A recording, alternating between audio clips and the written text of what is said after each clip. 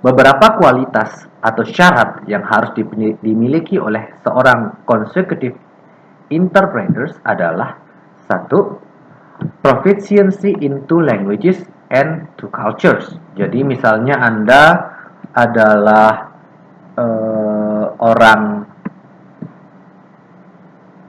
Anda bertemu seorang speakernya adalah orang Sasak, tidak bisa berbahasa Indonesia, namun Anda dapat menggunakan bahasa Indonesia dengan baik dan Anda juga dapat menggunakan bahasa Sasak dengan baik. Anda memahami dua budayanya, budaya Indonesia secara umum dan budaya Sasak secara khususnya, maka Anda dapat dikatakan sebagai interpreters ketika Anda membantu orang tersebut untuk membantu orang tersebut ketika menginterpret kalimatnya dan menjelaskannya kepada orang lain. Proficiency in two languages and two cultures.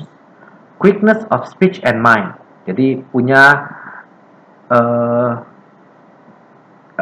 kemampuan berbicara atau berbicara itu dengan cepat dan juga pikirannya cepat, cerdas sebenarnya. Ya. Next, good technique in memorizing verbal utterances and converting them rapidly, accurately, and completely into another language. Memiliki memori yang baik dan juga memiliki teknik yang baik dalam menghafal atau mengingat ungkapan-ungkapan verbal, baik itu mentranslate-nya atau memahaminya dengan cepat, kemudian mentranslate-nya dengan cepat dan akurat, tepat ke bahasa yang lain. Power of concentration, memiliki konsentrasi yang tinggi. High moral standards, memiliki standar moral yang tinggi. Sense of responsibility. High level of education and culture, pendidikannya tinggi, tidak sembarang ya. Next is familiarity with a number of specific terms and situation, health, education. Jadi udah biasa dengan istilah-istilah yang umum ya, istilah-istilah tertentu seperti kesehatan, pendidikan, hukum, legal, education, legal, social welfare areas dan lain-lainnya. Jadi udah Anda terbiasa sudah sebutannya itu wawasannya luas.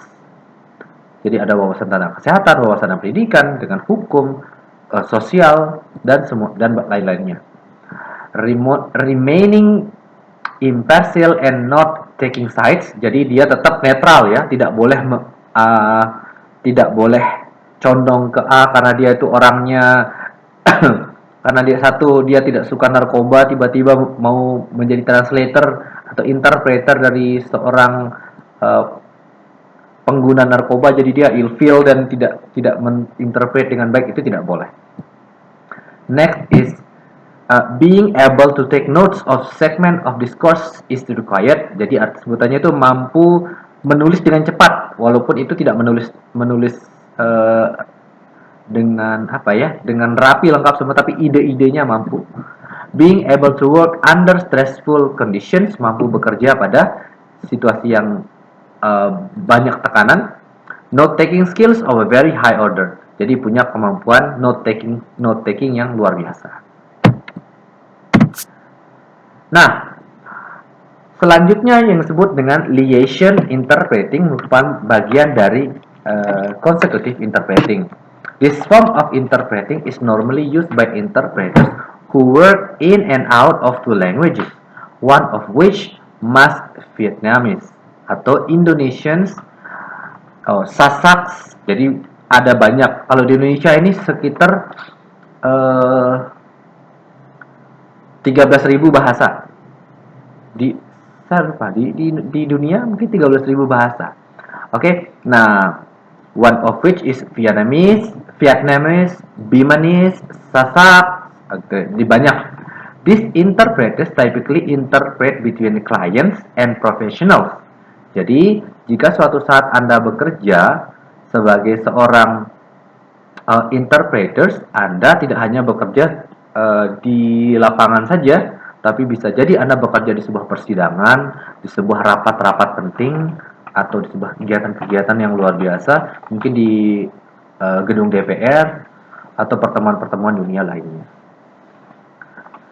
These interpreters typically interpret between client and professionals who lack an understanding of each other languages and cultures.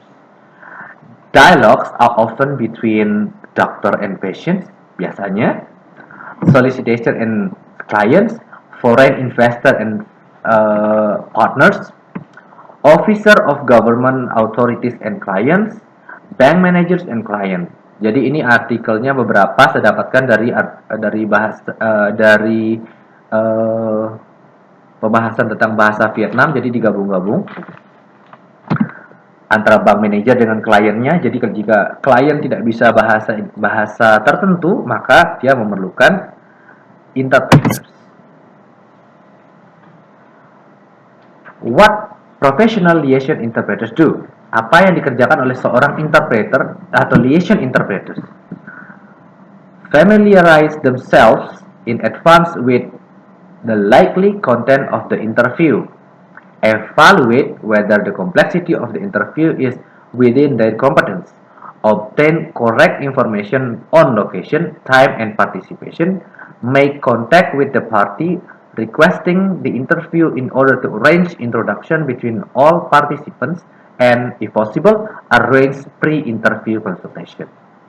Provide advice to the person conducting the interview on cultural implication or background of client. Explain the interpreter's role in the interview to all participants.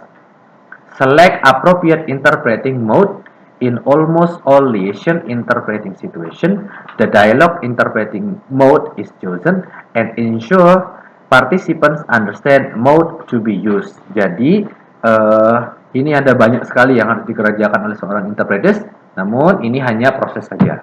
Tapi ketika Anda bertemu dengan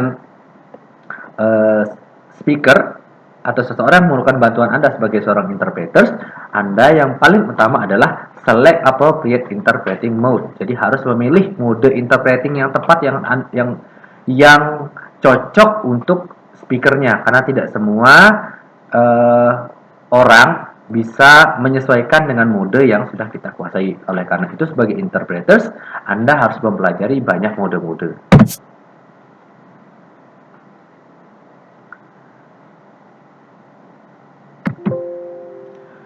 Yang selanjutnya, apa yang professional liaison interpreters do adalah arrange appropriate physical element, table, chair, sound control. Jadi mereka yang menyiapkan render into a language all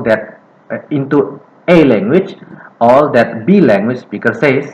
Jadi mentranslate semua yang dikatakan dalam bahasa A kemudian bahasa B, atau sebaliknya dari B ke A.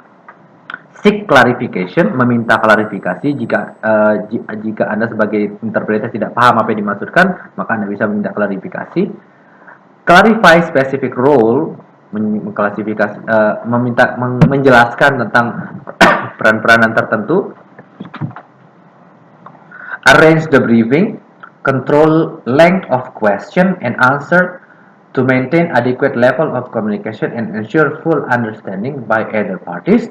Consult with individual for additional information. Jadi Anda bisa melakukan konsultasi atau berbicara dulu dengan si speakernya mengenai latar belakang budayanya, agamanya, dan lain-lainnya. Jadi harus ngobrol dulu sebentar dengan speakernya, jangan langsung interpreting saja. Selanjutnya, mode selanjutnya yaitu simultaneous interpreting.